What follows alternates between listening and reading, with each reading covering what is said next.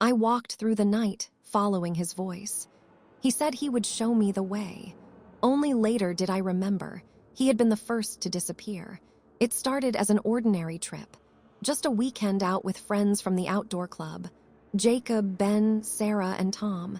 We'd all been restless, tired of the city, eager for a few days of quiet. Jacob was the one who picked the location. He'd heard about a stretch of forest far north, untouched land, he called it. Said no one hiked there anymore, that the trails had vanished decades ago. Locals, though, spoke of it differently. They called it a hungry forest, one that took back what belonged to it. A place where voices led travelers astray. It sounded like campfire talk to us, nothing more. We left early that Friday morning. The road wound upward, through gray fog and endless pines. By the time the GPS signal died, the world had already started to feel distant, disconnected from everything familiar. The forest swallowed the sound of the engine until the silence pressed against the glass. When we finally reached the clearing Jacob had marked on his map, the air felt wrong, still, like a held breath. The pines swayed without making a sound, and even the usual rustle of wildlife was missing. Ben laughed and said it was perfect hunting weather. I smiled, pretending to agree, though the quiet made my skin prickle. We unpacked near an old trailhead, just a weathered sign half buried in moss. The letters were too faded to read, except for one phrase scratched at the bottom. Do not follow the calls. At the time, we thought it was a joke. That evening, the forest turned to ink. The fire crackled low, and the smoke drifted between the trees like pale ribbons. We shared stories and laughed too loudly, trying to fill the space. I remember looking at my friends' faces, the firelight dancing across them, and feeling a sudden, unreasonable fear that this was the last time I'd see them all together. Before bed, I walked a little way from camp to breathe. The air was sharp, heavy with pine resin and damp earth. Somewhere deep in the woods, something shifted, branches brushing, a faint echo like footsteps. I told myself it was an animal. I wanted to believe it was an animal. When I returned, Jacob was staring into the trees. "You hear that?" he asked quietly. I nodded. He smiled, uneasy. "Probably the wind." But that night, when I closed my eyes, I heard someone whisper my name, softly, as if they were standing just outside the tent. I didn't tell anyone in the morning. The forest looked almost welcoming again under the daylight, sunlight cutting through the mist in thin golden lines. But as we packed up to head deeper in, I caught Jacob looking over his shoulder, toward the trees. He said he thought someone had called his name too. The second day began quietly. The air was colder, sharper, and the fog clung low between the trunks like pale smoke. We hiked deeper into the forest, following a barely visible path Jacob had found on an old printed map. Every now and then he'd stop, tilt his head, and say, "This way," even when the trail seemed to fade beneath our boots. By noon, we reached a stream that cut through the valley. Its water was so clear it looked silver, reflecting the canopy above. We rested there, eating in silence. The air felt heavy again, like the forest was listening. Sarah broke the quiet first. "Does anyone else hear that?" We all paused. There was a sound, soft, rhythmic, not wind, not water, like humming far off between the trees. Faint but steady, carrying a strange melody that didn't belong in a place like this. Ben laughed nervously. "Probably someone's campsite nearby." Jacob frowned. "We're 50 miles from the nearest town." The humming stopped as suddenly as it began. The silence after felt louder than the sound itself. That night we made camp by the stream. Jacob sat apart from the rest of us, studying the map by flashlight. He'd drawn small marks in the margins, places we'd passed, but also places we hadn't. His handwriting was shaking slightly, like he was cold. "You okay?" I asked, sitting beside him. He didn't answer for a moment, then said, "You ever get the feeling something's waiting for you to make a mistake?" The question hung between us. I didn't know what to say. The fire crackled, sending sparks into the dark. Somewhere beyond the trees came the faintest echo of laughter. It didn't sound playful. When I turned, Sarah was staring at the forest, her eyes wide. "It sounded like my sister," she whispered. Ben rolled his eyes, trying to make light of it. "Your sister's probably sleeping in Portland right now." Sarah didn't respond. She just kept looking into the dark. I didn't sleep much that night. I lay awake, listening. The forest was alive, not with animals, but with voices. They drifted between the trees, soft and distorted, like memories played backward. Sometimes I could almost make out words. My name, Jacob's name. Sarah's voice calling for help, even though she was asleep a few feet away. At one point, I thought I saw movement, something pale gliding between the trunks.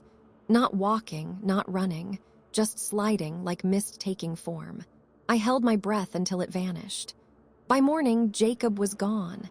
His pack was still there, his flashlight too. No sign of struggle, no trail leading away. Just footprints leading a few steps into the forest and stopping. The ground beyond was untouched, smooth as if the soil had been pressed flat. Ben shouted his name until his voice broke. Sarah started crying quietly. I walked a few paces into the woods, calling too, but every time I spoke, it was like something whispered back, mimicking me, repeating my words. When we finally gathered to decide what to do, I noticed something carved into a tree just beyond camp. It hadn't been there the night before. 4 words scratched deep into the bark. "He went where it calls." We packed in silence. None of us spoke much that day, though we all heard the voices again. Sometimes they sounded close. Sometimes they whispered from far away, asking us to follow. And I think we all felt it, that quiet, magnetic pull. That strange certainty that if we just stepped a little farther into the woods, we'd find whoever we'd lost. We followed the stream for hours, hoping it would lead us out, or at least to something familiar. The trees grew closer together the farther we went, their branches interlocking above like ribs of a giant cage. By late afternoon, I realized something was wrong. We'd been walking in the same direction, yet somehow, we kept passing the same bent pine. Sarah noticed it first. "That mark," she said, pointing to a scar on the trunk. "I carved it this morning." We stopped. The air had gone still again, no wind, no sound. Ben looked at the compass clipped to his jacket. It spun slowly, aimlessly, as if mocking us. "It's broken," he muttered, shaking it. I didn't tell him I'd brought my own compass. It was spinning, too. As evening crept in, the fog thickened until the trees turned into pale shadows. That's when we saw them, figures standing between the trunks, far off, unmoving. I counted at least 3. Sarah whispered, "Jacob!" No one answered. The figures didn't move closer, but somehow, the space between us felt smaller each time I blinked. Ben lifted his hand, waving uncertainly. "Hey!" The nearest silhouette tilted its head slightly, the way Jacob used to when he didn't understand something. Then it stepped forward, just once, and the fog swallowed it whole. We ran. I don't remember how long we ran, only that my lungs burned and the forest didn't change. When we finally stopped, it was darker than before, and I realized we'd come full circle. The stream was back, the same patch of moss, the same carved mark on the pine. Sarah sat down hard, shaking. "We're trapped." Ben started pacing, muttering to himself, insisting there had to be an explanation. But then his voice faltered. He was staring at something behind me. I turned. On the opposite bank, just across the stream, Jacob stood.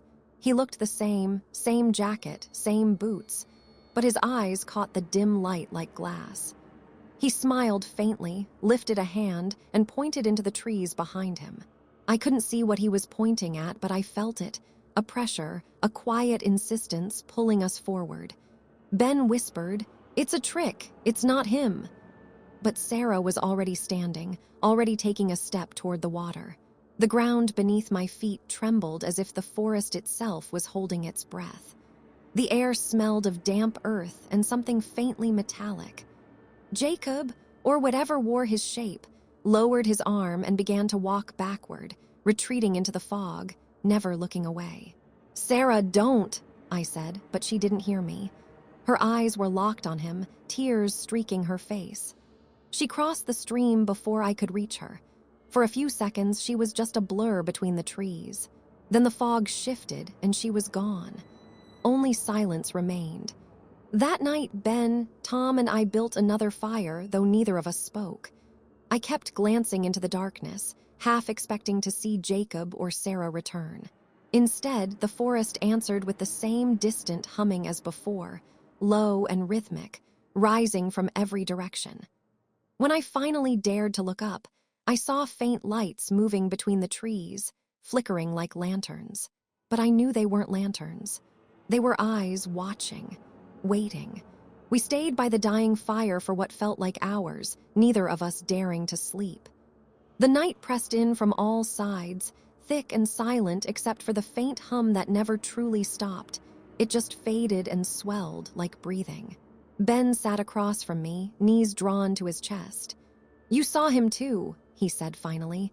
His voice was hollow, stripped of all the bravado he'd carried before. "Across the stream. It was Jacob, right?" I didn't know how to answer. The memory of Jacob's eyes, empty but shining, burned in my mind. "It looked like him," I said softly, "but it wasn't." Ben nodded slowly, his gaze unfocused. "He told me to come with him."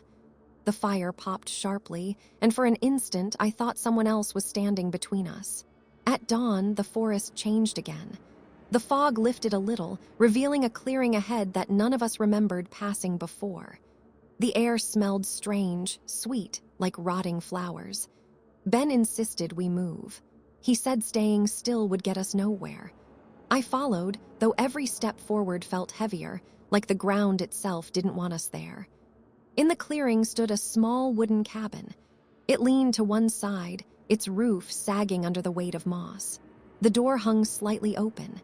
Ben smiled for the first time in hours. "Shelter," he said, relief breaking through the fear. But when we stepped closer, I saw something carved into the doorframe, symbols, hundreds of them, spiraling inward.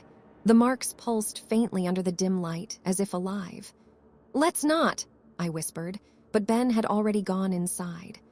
The cabin was almost empty, a table, 2 chairs, and a fireplace filled with cold ash. Yet the air felt wrong, too dense, too still. Ben ran his fingers along the wall where more symbols were scratched into the wood. "Looks old," he said. "Some kind of hunting lodge?" I opened my mouth to respond, but something caught my eye. A photograph pinned to the far wall, faded, water-stained. 4 people stood in front of this same cabin, smiling awkwardly. 2 of them were strangers. One was Jacob, and the 4th looked exactly like me. I stumbled back, heart pounding. The woman in the photo wore the same coat I was wearing now. Ben frowned, stepping closer. "What is?" A sound cut him off, a faint creak from above, like footsteps on the ceiling. We froze. The ceiling boards groaned again, slower this time. Dust rained down in soft trails. "Animals," Ben whispered, though his voice was trembling.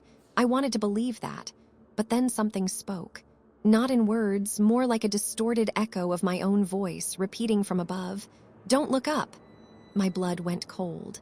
Ben turned toward the stairs before I could stop him. "Hello," he called, starting up. I didn't move. I couldn't. I listened as his footsteps creaked higher, one by one, until they stopped completely. The silence that followed was the heaviest sound I'd ever heard. Then came a whisper, close behind me, but in Ben's voice. "Run!" I bolted from the cabin, stumbling into the clearing.